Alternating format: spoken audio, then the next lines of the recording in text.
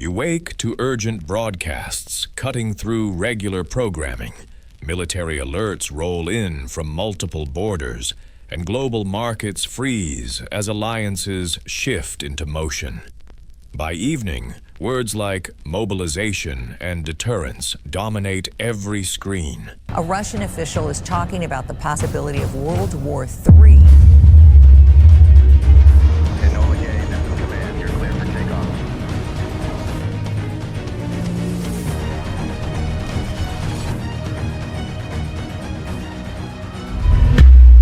Let's break down 7 armies that would be nearly impossible for any nation to defeat in a World War III scenario.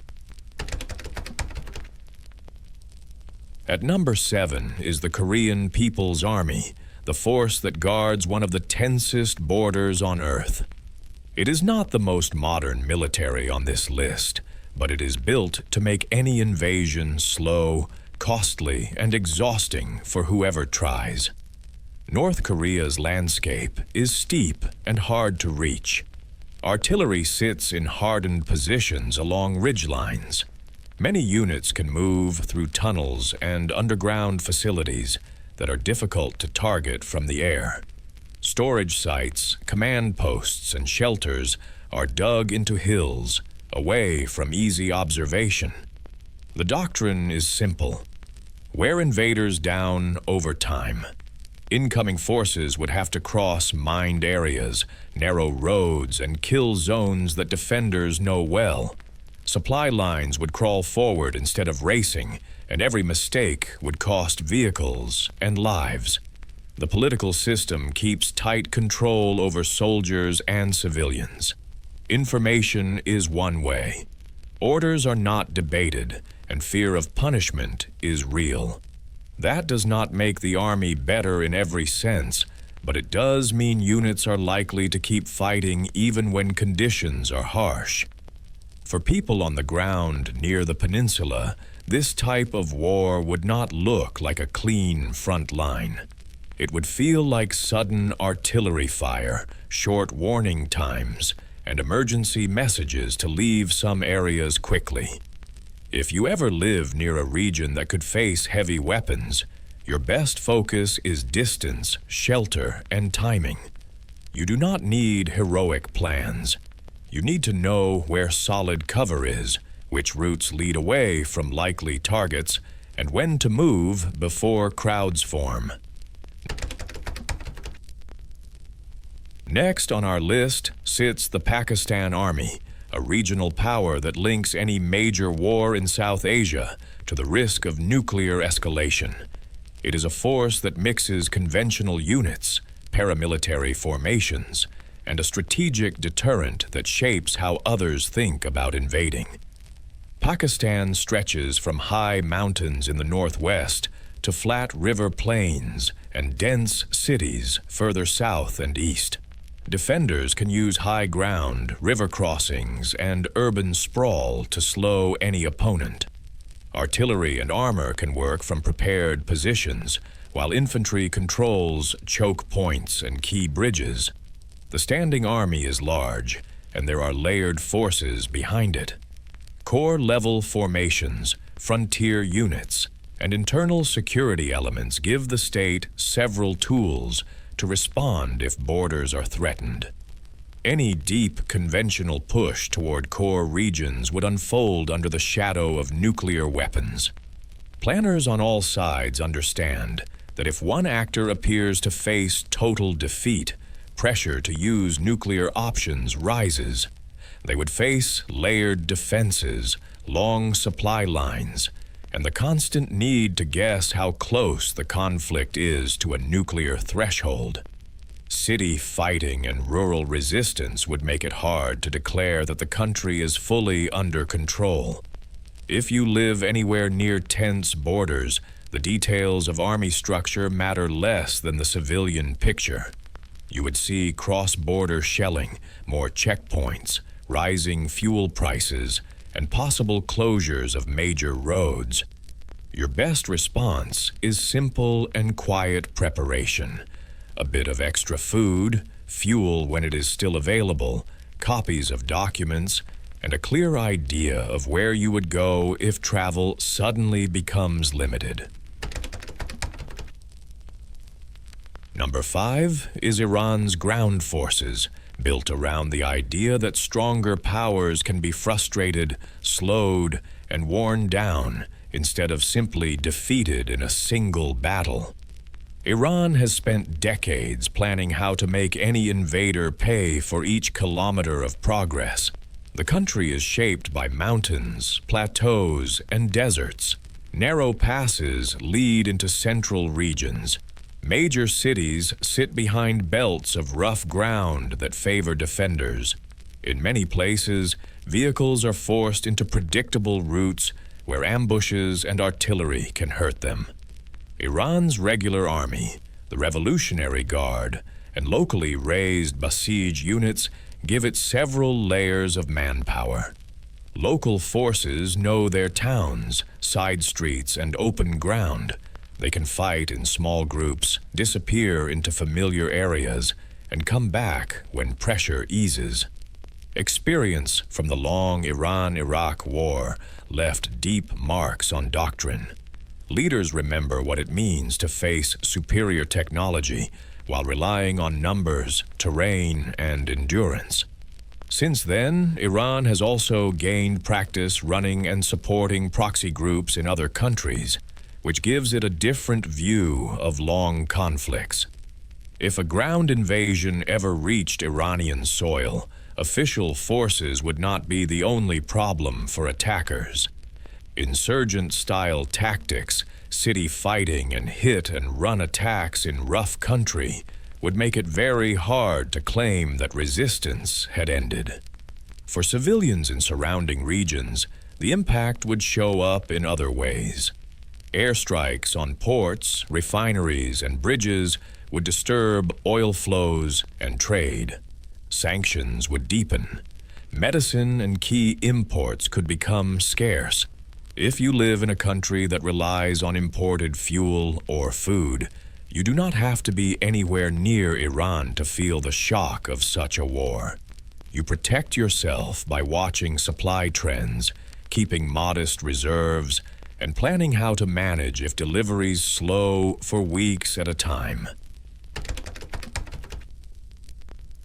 Indian Army comes at number 4, one of the largest military forces in the world, and one that stretches across some of the harshest terrain on the planet. It does not defend a single type of border. It manages glaciers, deserts, jungles, and long coastlines. Along the Himalayas, units train and fight at high altitude, where movement is slow, the weather is dangerous, and logistics are demanding. In the West, forces work in intense heat and open ground. Elsewhere, they operate in crowded cities and dense vegetation, each environment asking for different skills and equipment. The Army itself is large, with significant reserves behind active units. Specialized mountain and desert formations have years of experience holding difficult lines. Over time, the force has adapted to the reality of facing more than one potential opponent at once. India is also a nuclear state. Any attempt to drive deep into its territory is never just about tanks and infantry. It is wrapped in the constant calculation of how much pressure any side can take before the risk of nuclear use becomes real. In a World War III setting, India would likely face not only land pressure, but also cyber attacks, information campaigns, and strain on space-based tools. Railways and roads would be pushed to move troops and supplies, which would impact how quickly civilians can travel and trade. If you live in a large, busy country, you may recognize that picture. You would see crowded trains, fuel lines, and long waits at bus stations well before you ever saw a uniform in the street. For your own planning, the lesson is practical. You do not control borders and treaties. You do control whether your home has clean water stored, basic first aid ready, and a simple plan for how your family will reach each other if networks go down. If you want more calm, realistic breakdowns like this, subscribe to the WW3 Files and stay prepared. At number 3 stands Russia's ground forces, which sit on a landmass that has undone invading armies more than once. The mix of distance, climate, and depth shapes how any attacker has to think about fighting there. Russia stretches across continents. Winters in many regions are long and hard. Roads can turn to mud during other seasons. Forests and open plains both appear, often far from reliable infrastructure. Moving large formations across such ground is slow and costly. The armed forces include heavy artillery, armored units, and air defense systems that are designed to protect key approaches. The state can also mobilize large numbers of reservists and draw on older equipment if a crisis deepens. Strategic depth is one of Russia's strongest assets. Leaders can choose to fall back from some regions, force opponents to push forward, and then strike overstretched supply lines. That approach has roots in history and still influences how planners think. Over all of this sits a large nuclear arsenal. Both strategic and shorter-range weapons exist, which changes the way other countries weigh the idea of driving deep into Russian territory. There is always a point at which conventional success by an invader could increase the chance of nuclear use, something no rational state wants. For civilians inside Russia, a large war would likely mean evacuations from some areas, strain on fuel and food distribution, and heightened security around rail lines and pipelines. People far from any front could still feel the pressure through prices and shortages. If you watch such a conflict from another country, the first serious effect on your daily life is often indirect. Global energy markets react quickly. Food prices can follow. You protect your household not by guessing the next move on a map, but by reducing debt where possible, cutting non-essential costs, and keeping a buffer of basic supplies. Next is the United States Army, defended not only by its own strength, but by geography that is hard to duplicate. The mainland is framed by 2 oceans, with allied or friendly states to the north and south. The Army works closely with powerful air and naval forces. Together, they give the United States global reach and the ability to move troops and equipment quickly to many regions.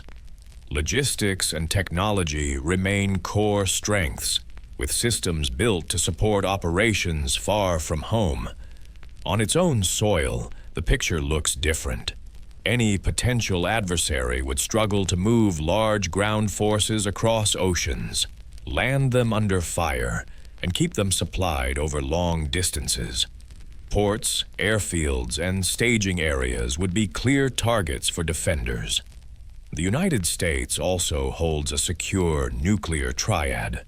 Land-based missiles, submarine-launched weapons, and strategic bombers offer several ways to respond if an existential threat appears. That reality makes a full-scale attempt to occupy American territory almost impossible to imagine as a rational decision. For people living inside the country, a world war would likely show up in other ways first. Cyber attacks might hit banks, hospitals, or power companies. Some imported goods would vanish from shelves. Fuel and food prices could rise and stay high. If you live in such a system, your main task is not to picture foreign tanks in your neighborhood. It is about thinking about what happens if electronic payments fail for a week, if work is interrupted, or if certain medicines are harder to find. You reduce risk by having alternatives for light, heat, water, and communication, plus a calm routine for checking reliable news instead of scrolling in fear. At the top, we have the People's Liberation Army of China, a force that combines large numbers with significant industrial support and complex geography. It is not invulnerable, but it is extremely hard to conquer on its own ground.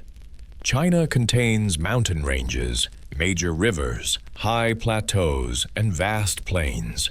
Coastal areas are densely populated and heavily built up. Inland regions host factories, mines, and transport hubs that keep the economy and the military supplied. The ground forces are large, with active units backed by reserves and paramilitary organizations. Over recent decades, the state has pushed to modernize equipment, training, and command systems. At the same time, doctrine has focused on stopping adversaries from operating freely near China's shores and key air and sea routes. Industrial capacity matters in a long war. China's factories can produce vehicles, munitions, and replacement parts at scale, especially if the state directs resources toward that goal. Rail and road networks run deep into the interior, which allows units to disperse away from obvious targets and regroup. Like others on this list, China possesses nuclear weapons and a growing missile force. Those tools are meant to convince any opponent that a large invasion would risk global catastrophe, not just local loss. For civilians inside China, a major conflict would likely bring tight information control, frequent official messages, and visible mobilization. Coastal and border regions could see disruption and danger, while many inland areas might focus on adapting daily life to shortages and strict rules. If you live far from East Asia, you could still feel the shock through supply chains. Many basic goods, electronics, and components come from factories linked to China. When that flow slows, you notice delays, higher prices, and fewer choices. The way you prepare is similar to other cases. You keep life as simple, flexible, and self-reliant as you reasonably can.